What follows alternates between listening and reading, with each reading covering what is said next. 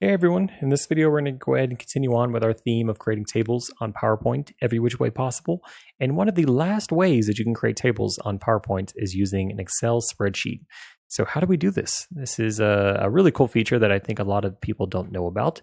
So what I did is I went ahead and created this blank slide. And once we want to go ahead and add in our Excel spreadsheet, we need to come over here to the Insert tab on our ribbon, come over here to the drop down on Table, and we're going to go ahead and select Excel spreadsheet. Then once we do that, it actually gives us this view right here where we can go ahead and start building it out. So I'm actually going to expand it over just slightly to give us enough columns to work with.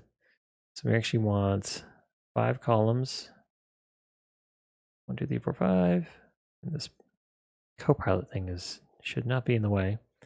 We also want to give ourselves a handful of rows here too.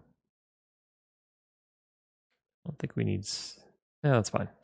Okay, so what we need to do now is we have to go ahead and start building out our table. So in the past few videos, we went ahead and created a 2026 budget sheet. So let's go ahead and do something similar here. So let's start building out our columns. So we got January, and we'll drag it over for February, March. And this will, oops, do that again. I'm going to change the cadence so that it goes January, February, March. And we're going to go ahead and we're going to add in total. And now within our different columns, we have to go ahead and add in our different categories for our bills. So we have things like rent, we have food, and we'll just put pet expenses. Then down here at the bottom, we're going to go ahead and we're going to put total. And let me go ahead and double click so I can expand out this column here.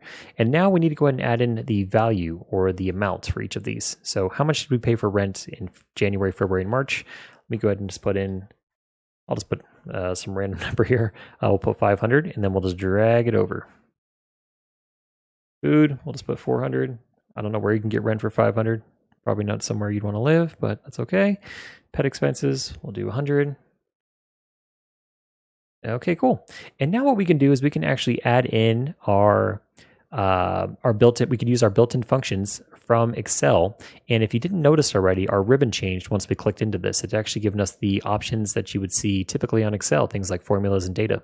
So let's go ahead and grab all of these values right here. And we're going to go ahead and we're going to add in our, we're going to sum up the amounts for January, February, and March. And then we'll do the same thing in the total column. So let's go ahead and select auto sum. And now you see it went ahead and added it up for us. So let's do the same thing over here for total. Go ahead and bring you over.